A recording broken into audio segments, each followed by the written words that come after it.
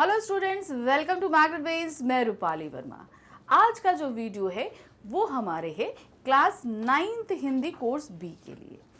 ये मैं आपके लिए लेकर आई हूँ हिंदी का सिलेबस ओवरव्यू।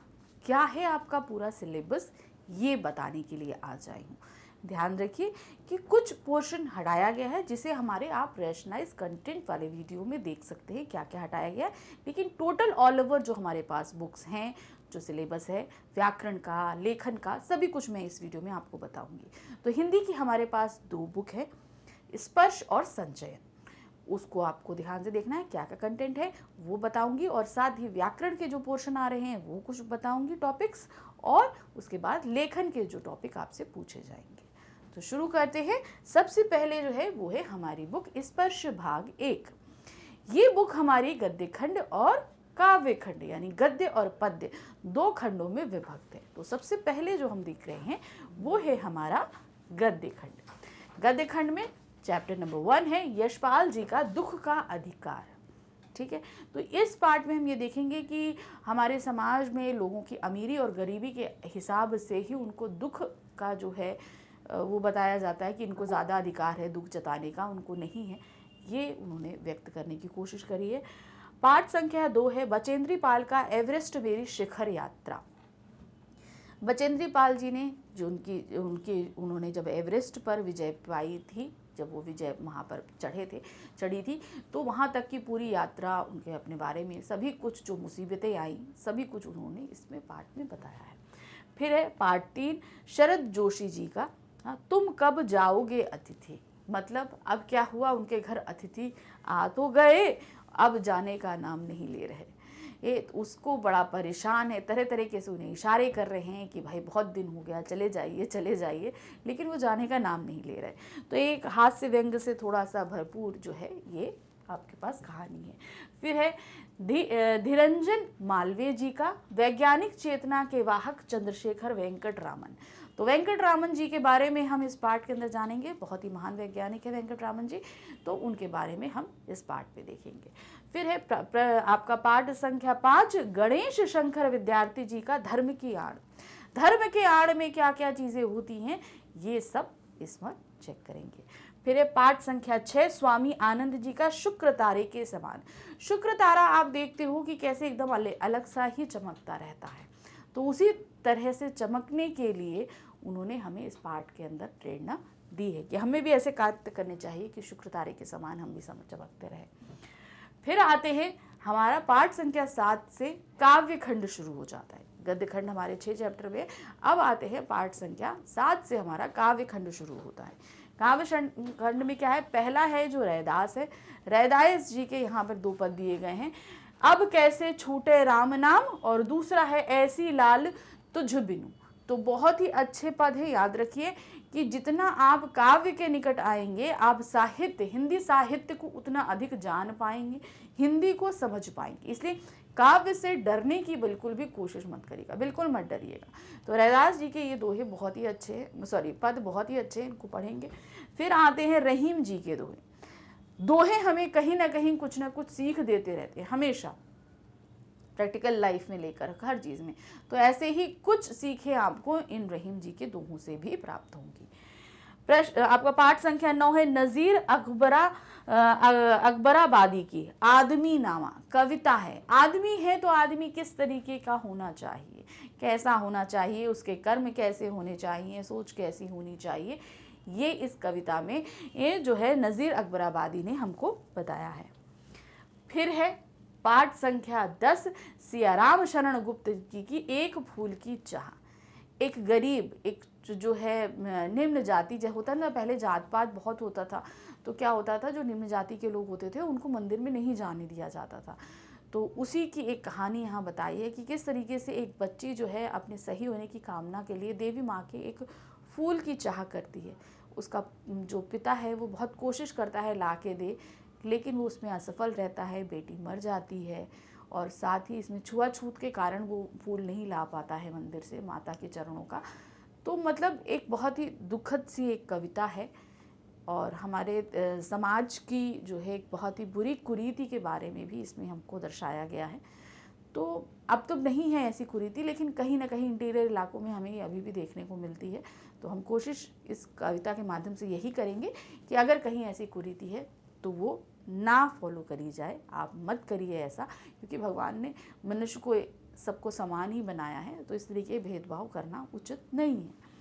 फिर आते हैं पाठ संख्या 11, रामधारी सिंह दिनकर जी की गीत अगीत। गीत क्या होते हैं, अगीत क्या होते हैं, ये सोच के माध्यम से इन्होंने हमारे सामने प्रस्तुत किया है।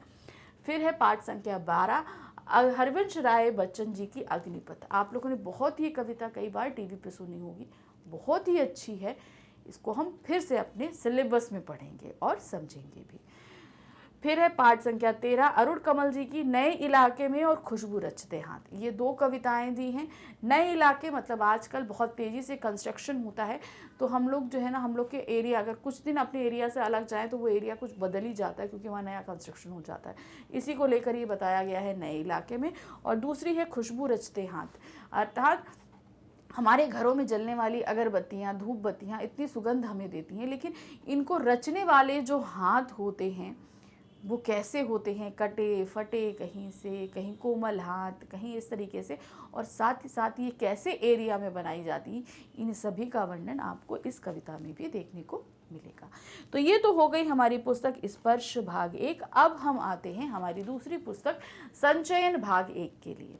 अब संचयन भाग 1 में भी हमारे सामने कुछ कहानियाँ प्रस्तुत की गई, बहुत इंटरेस्टिंग कहानियाँ हैं, इनको भी पढ़ेंगे। तो पहली कहानी जो आ रही है वो है गिल्लू।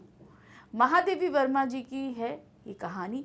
उनके पास एक छोटा सा गिलहरी का बच्चा आया था, उसको उन्होंने पाला था, और उसके बारे में बहुत ही अच्छा कि उसको कैसे अच्छा लगता था, कैसे खेलना अच्छा लगता था, कैसे उनके पास वो आया, पूरा जीवन उसने कैसे बिताया, और कैसे वो मृत्यु को प्राप्त हो गया, कैसा उसका बिहेवियर महादेवी जी के लिए था। तो सभी कुछ उन्होंने गिल्लू के बारे में इसमें लिखा है। तो गिल्लू क्या है, एक छोटा सा गिलहरी का बच्चा। फिर आते हैं पाठ संख्या 2, स्मृति। श्री राम शर्मा जी की है ये यादें, जैसे आपको पता चल रहा है कि उनकी यादें हैं श्री राम शर्मा जी की, स्मृति इनमें देखेंगे। फिर है पाठ 3, कल्लू कुम्हार की उन्हा कोटी। ये है के विक्रम सिंह की। तो किस तरीके से उन्हा कोटी जो है कल्लू कुम्हार की, वो कैसे करता है, क्या है सारी चीज़ें, और ये एक यात्रा वृत्तांत भी है, तो उसको पढ़ेंगे। फिर है पाठ संख्या 4, मेरा छोटा सा निजी पुस्तकालय, धर्मवीर भारती जी का। धर्मवीर भारती जी ने कैसे अपने छोटे से पुस्तकालय का निर्माण किया, कैसे कैसे धीरे धीरे उनकी पुस्तकें उसके अंदर बढ़ती गईं, कि उनकी पहली पुस्तक कहाँ से आई, उनको कहाँ से ये प्रोत्साहन मिला कि वो अपना खुद का पुस्तकालय अर्थात लाइब्रेरी ओपन करे। तो ये सभी कुछ जो है इस पाठ में देखेंगे। फिर है पाठ संख्या 6, हामिद खां एस के पोट्टेकार का। हामिद खां किस तरीके से जो है हामिद खां जी से मिलते हैं हमारे लेखक, और उनसे मिलने के बाद में उनको कितना अटैचमेंट होता है उनसे, कि उन्होंने कितने अच्छे तरीके से उनकी खातिरदारी करी थी, सब कुछ किया था, वो सारी चीज़ें उन्होंने यहाँ पर रखी हैं। फिर है पाठ संख्या 6, दिए जल उठे। ये इसके रचयिता है मधुकर उपाध्याय जी। किस तरीके से दांडी यात्रा के समय जब नदी पार करते समय अंधेरा था, तो उस नदी को पार करने के लिए उस गांव के लोगों ने अपने हाथों में दीपक लेकर जो है दांडी सेवकों को नदी पार कराई थी रात में। तो इसी तरह हज़ारों लाखों दिए वहाँ पर जले थे। तो इसी पर ये हमारा जो पूरा पाठ है, इस पाठ में हम देखेंगे दिए जल उठे। तो ये हमारी दोनों पुस्तकें हो गई जो हमें CBSE ने हमको दी हुई हैं। अब हम आते हैं हमारे व्याकरण पोर्शन पे, जिसके लिए हमारे पास कोई बुक नहीं है, लेकिन टॉपिक हमको CBSE द्वारा बताए जा चुके हैं। तो ये टॉपिक्स क्या है, पहला है शब्द और पद। शब्द क्या होता है, पद क्या होता है, इनकी रचनाएं कैसी की जाती है, इनको कैसे पहचाना जाता है, क्या होता है, सभी कुछ इस पाठ में देखेंगे। दूसरा है अनुस्वार और अनुनासिक।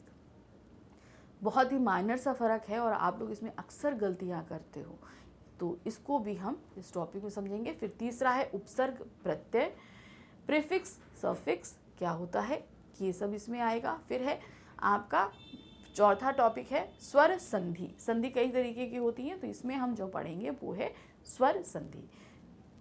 फिर है पांचवा टॉपिक विराम चिन्ह। विराम चिन्ह आपको पता है, पूर्ण विराम, अल्प विराम, योजक चिन्ह, अवतरण चिन्ह, विस्मयादिबोधक चिन्ह, बहुत तरह के चिन्ह होते हैं। तो इन सभी विराम चिन्हों के बारे में आपको यहाँ पर आएगा। फिर है छठा हमारा अर्थ की दृष्टि से वाक्य के भेद। वाक्य के हमारे दो भेद होते हैं, अर्थ की दृष्टि से वाक्य के भेद और रचना की दृष्टि से वाक्य के भेद। तो क्लास 9 में हम पढ़ेंगे आपका अर्थ की दृष्टि से वाक्य के भेद। तो ये हमारा क्या हो गया, व्याकरण का पोर्शन, जिन पर हमसे क्वेश्चन पूछे जाएंगे। फिर उसके बाद हम आते हैं हमारा रचनात्मक अभिव्यक्ति अर्थात लेखन, जो हमसे पूछा जाना है। तो उसमें सबसे पहले आपके पास आएगा अपठित गद्यांश, यानी कि जो आपके पाठ से अलग एक गद्यांश दिया जाएगा और उस पर आधारित आपको प्रश्न दिए जाएंगे, वो आपको करने हैं। फिर है दूसरा है आपका अनुच्छेद लेखन। अब आपको यहाँ पर कुछ संकेत बिंदुओं एक टॉपिक दिया जाएगा और कुछ संकेत बिंदु दिए जाएंगे, तो आपको पैराग्राफ राइटिंग उसके अंदर करनी है। टॉपिक है, अब उस टॉपिक के अंदर आपको क्या क्या लिखना है ये आपको कैसे दिया जाएगा, आपको संकेत बिंदु दिए जाएंगे, कैसे फॉर्मेट रहेगा, कैसे आप करोगे, ये सभी कुछ। फिर उसके बाद आते हैं पत्र लेखन। आपके औपचारिक पत्र हैं आपके सिलेबस में, तो वो औपचारिक पत्र में किस तरीके से लिखा जाता है, क्या क्या होता है, ये सब चीज़ें लिखनी पड़ेंगे आपको। फिर है चौथा संवाद लेखन। हम लोग जैसे आपस में बात करते हैं, ठीक है, हम लोग जैसे नॉर्मली हम लोग सभी से बात करते हैं, आप मम्मा से बात करते हो, पापा से बात करते हो, अपने फ्रेंड से बात करते हो, टीचर से है, डॉक्टर से है, राह चलते किसी से सब्जी ले रहे हो, तो हम लोग क्या आपस जो बात कर रहे हैं ये क्या है, संवाद है। अब इसी संवाद को लिखने का एक तरीका होता है, इसका एक फॉर्मेट होता है। तो ये सभी कुछ इस टॉपिक के अंदर, क्योंकि भाई हम बोल तो आसानी से लेते हैं पर इसको लिखने जो हम बोल रहे हैं लिखेंगे हम वही, लेकिन उसके लिखने का एक तरीका होता है, यानी कि एक प्रारूप होता है, फॉर्मेट होता है, वो हम इस टॉपिक में समझेंगे और हमें करना होगा। फिर है नंबर 5 चित्र वर्णन। आपके पास पिक्चर दी जाएगी, उस पिक्चर को आपको पूरी तरीके से विस्तृत रूप में वर्णन करना है। अब वर्णन तो हम बचपन से करते आ रहे हैं, क्लास 9th में जाहिर सी बात है वर्णन का करने का जो तरीका होगा वो थोड़ा लेवल हमारा अप हो जाएगा, ये ध्यान रखना। अब ये नहीं है कि हमने एक बगीचे का दिया तो हमें बोलेंगे ये एक उपवन का चित्र है, इसमें फूल खिले हैं, बच्चे खेल रहे हैं। अब जाहिर सी बात है जब उसका हम चित्र का वर्णन करेंगे तो हमें थोड़ा सा अच्छे शब्दों के साथ इसका लिखना पड़ेगा। तो ये हमारा पूरा जो इस साल का जो सिलेबस है ये हमने आपको यहाँ पर बता दिया क्या क्या होगा। तो जितना भी हमने आपको बताया, बुक्स में बताया, व्याकरण बताई, रचनात्मक अभिव्यक्ति बनाई, सभी कुछ हम डिटेल में आपको करा चुके हैं, ऑलरेडी चैनल पे अवेलेबल है। आप आइए, पढ़िए इत्मीनान से, कहीं कोई परेशानी आपको नहीं आएगी। Thank you for watching, bye bye.